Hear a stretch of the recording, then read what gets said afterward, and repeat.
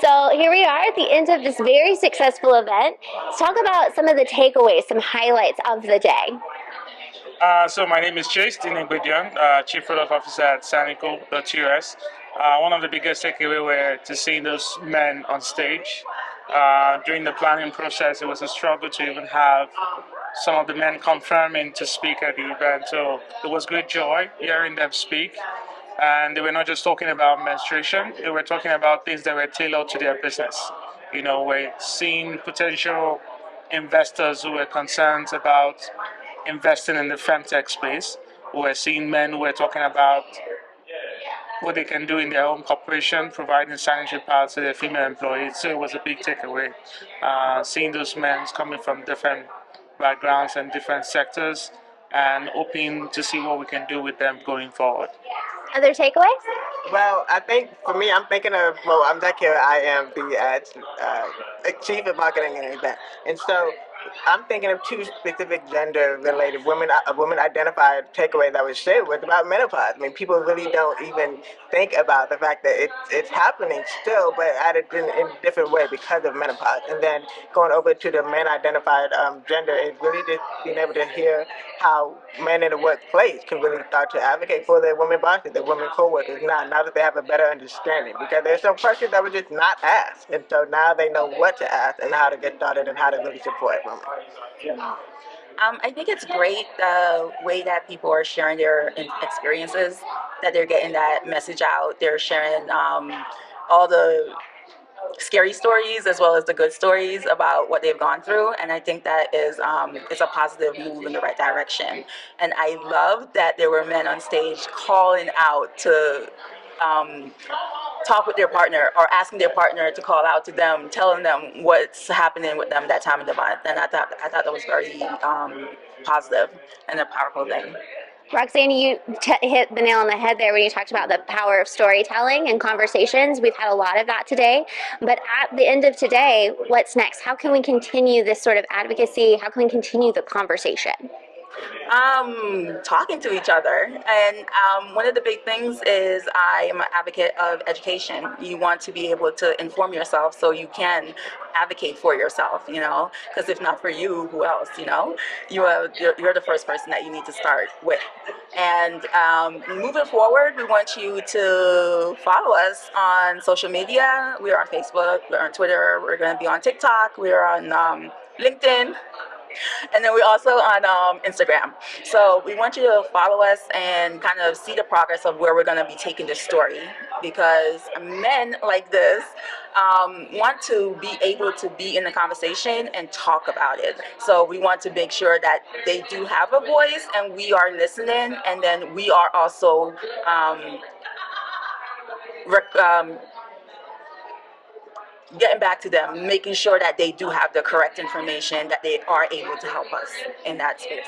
And I want to add that, many people don't think about it. I mean, it may not be the first type of community you want to join, but there's so many online communities out there, Twitter communities, tours, forums, you name it. It may not be your first thought of, let me join a period or mental health related one, but that's really the first step, when it comes to, even if you're not going to post your own story, learn from other people's stories. So start online with online communities, especially with Sanicle as well.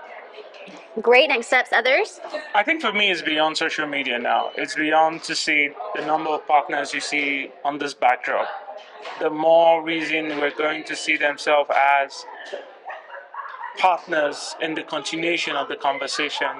What can they do using their own businesses? You can see an array of vendors showcasing what they have. We want to be able to partner with them. Like the cookies, we want to say, okay, what are the nutritional benefits for women during that time of the month to eat gluten-free cookies, or that time of the month drink that help them with their period cramps.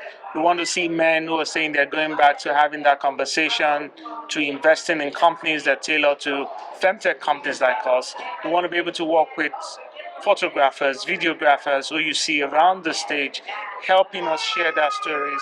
So the aftermath is you seeing quotes from the speakers with their menstruation bracelet.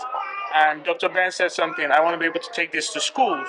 I want to be able to have a period parties where it's just for men, where they're just talking about how they can help their spouses, their sisters, and let the conversation continue. And that was one of the main purposes of our induction. We're not just giving people certificate of appreciation, but we wanted to be able to continue with the conversation. And the big deal for us now is that proclamation from the Black Caucus, where we want to see ourselves working with policymakers to help him provide free sanitary products in schools, in companies, and taking the conversation forward. So we had several people here. Some folks joined us online, and there's going to be lots more who hear about this afterwards. What do you hope that they take away? What's the message you hope they hear?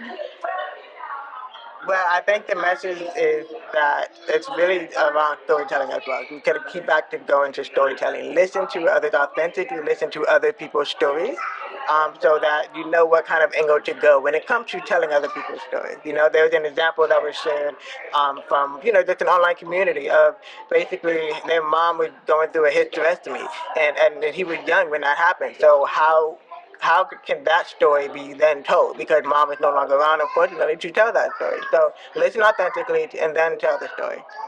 Excellent advice. Any others? I think for me, the last advice would be people were not able to make it here, and that's why the conversation is online.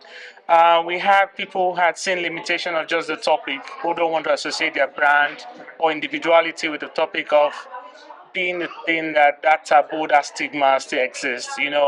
I thought it was just people from the less privileged part, but we still discover that professional men and women still are not comfortable having this conversation, and that's why we need to be able to tailor to change that narrative. We're able to have one of the period company here monthly, showcasing the period panties that she creates, and that's the way we want to work. We tell people we're beyond a sanitary pad company or a book company. We are a catalyst of bridging that gap of bringing people together, and that's why we want to be able to work with whoever that exists in Tulsa, that is a civil society, a policymaker.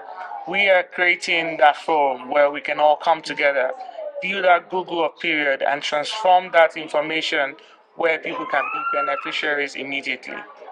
You're describing a future I can't wait to see. Thank you. So thank you all so much.